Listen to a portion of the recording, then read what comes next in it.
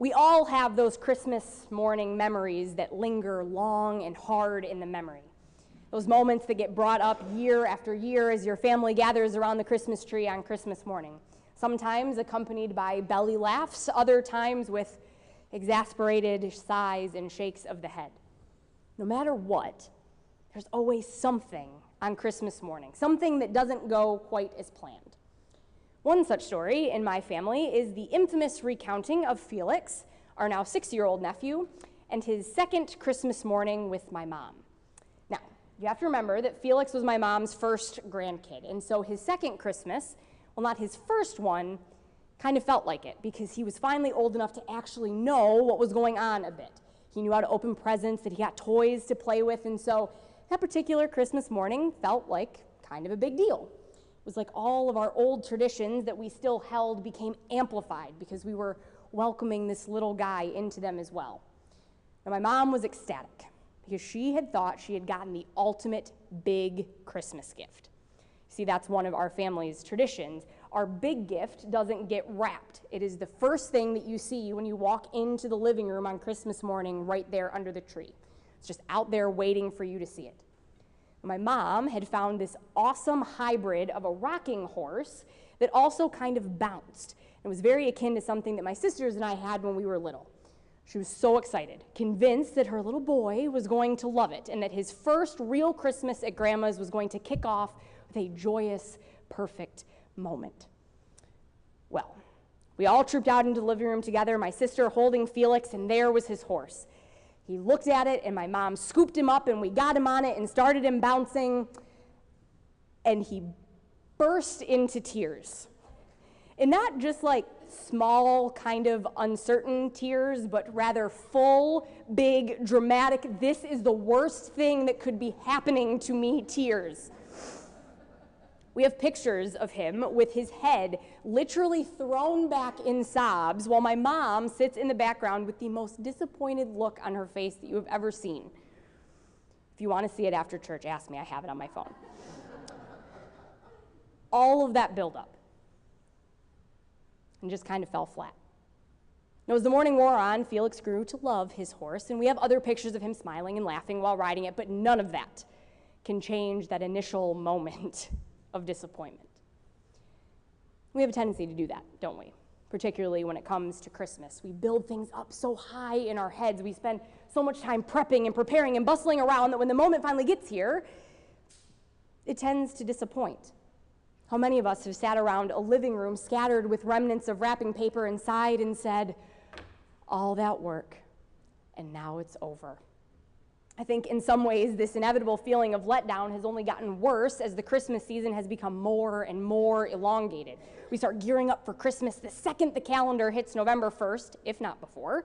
And so after 7 weeks of pushing and pushing and pushing, when we get there, sometimes it doesn't quite feel like you expect it to feel. Somehow we've created a space where Christmas ends up feeling a little anticlimactic in comparison to all the time leading up to it. It is into that sentiment, into the hustle and bustle and frenzy of this season and this time of year that not only our gospel, but the entire season of Advent comes with a message that feels like the exact opposite of what we're supposed to be doing during the month of December. The world would tell us that you should never be busier than you are right now, with parties to plan and presents to buy and wrap and trees to decorate and cookies to bake. The world tells us that we should be in such a frenzy by Christmas Eve that come Christmas Day, we're ready to just let out a sigh of relief that it's over and we can sleep.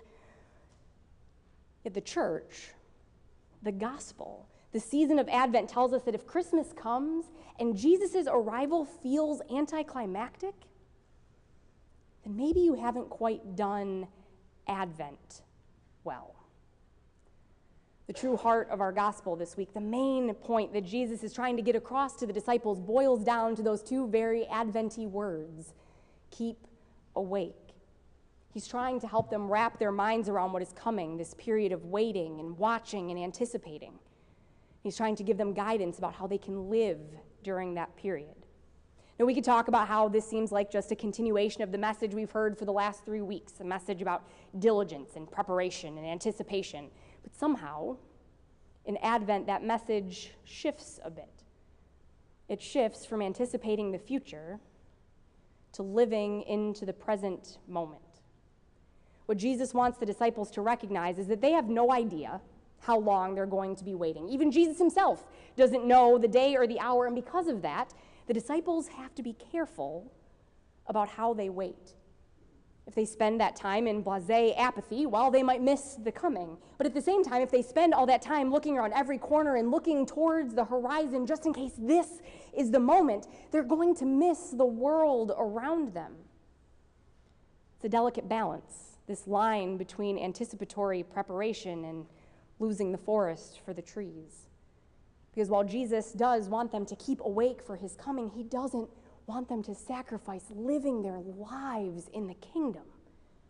Because they're so busy looking towards what's coming, and that right there is where the heart of the Advent season strikes us to our core. Because what if the message of Advent, while being about keeping awake to anticipate Christmas, is also about keeping awake to the present day, God revealing moments of all the days before Christmas? What if the message of Advent is maybe to pull us back a bit from looking directly towards December 25th and looking at where Christ enters our world during this season, whether it's December 3rd or 18th or 24th? What if the message of Advent is to keep awake in the present so when the moment arrives, we're not only ready, but we're also not let down because we've spent so much time building it up in our minds? Because here's the thing. At some point, we will all be ready for Christmas. Our trees will be decorated, the cookies will be baked, the presents will be wrapped, but at the end of the day, we're never truly going to be ready for Christ. For as much as we try to make our houses and our lives perfect for Christmas, there comes a time when we have to realize that Christ doesn't come to us in our most idealized Christmas card ready, everything where it's supposed to be, right down to the last light bulb moment. Instead, Christ comes to us in those moments when our heads are thrown back in tears and the camera captures the moment when we are so very much not ready. Christ comes to us every day in the same way that he comes on Christmas Eve, in wholly unexpected and humble places. Every day we are surrounded by manger-like moments when Christ comes to us in the midst of chaos and imperfection and craziness. But the challenge is whether or not our eyes are open to see those moments for what they are. The challenge is whether or not we will be awake to the present moment when that happens, or if we'll be too busy trying to get everything right for the moment that is still weeks and weeks away. And so, my imperfect, beloved fellow co-workers of the gospel, let us this morning, in these first moments of Advent, make a pact with each other. A pact to indeed keep awake, but not for something that will get here when it gets here, but rather to keep awake for the present moment. Let us keep awake for the manger moments of Advent. Maybe it will be when that one batch of Christmas cookies comes out a little disfigured or sloppy. But rather than focusing on that, we see Christ in the moment that we shared with our kids or our spouse baking them. Maybe it will be when we're standing in line at a store and rather than tapping our feet in impatience, we take a second to breathe and use that time waiting to say a quick prayer of thanks that we actually have a second to pause right here. Maybe it will be when the Christmas party ends up not going according to plan and someone's late or something burns, and instead of being disappointed, we see the way that Christ comes to us in the joy and presence of family and friends who truly do not care if everything is perfect, but only that you're together. Maybe it will be in the deluge of calendars and schedules when instead of being overwhelmed by all that we have to do, instead we give thanks that we have so many opportunities to celebrate and be together and spread a little joy. Maybe it will be when your grandson sits on his rocking chair and bawls his eyes out, and instead of being disappointed, you think, we will probably laugh about this moment for a lot of years to come. My mom's still working on that one. But maybe, more than anything, it will be in those moments when you feel that there's no way you're going to be ready. There's no way you're going to be prepared. When you feel like the world is too much and the darkness too heavy and there's so much to do and you have no idea if you are worthy of this moment, when you have no idea how you're going to survive, and you open your eyes to the gospel truth that it is for those moments that Christ came, that Christ is coming for all of our imperfections and our flaws and our completely not readiness, that Christ is coming for the chaos and for the darkness, that Christ is coming for us exactly as we are, and that we are people who are worthy of love and worthy of this amazing gift that we're about to receive. People of God, let us keep awake, not because we're stressed out or because we're looking too far forward, but let us keep awake for a present tense Advent.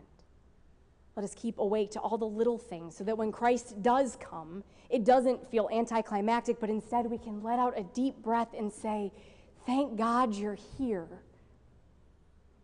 We've been waiting for you. Amen.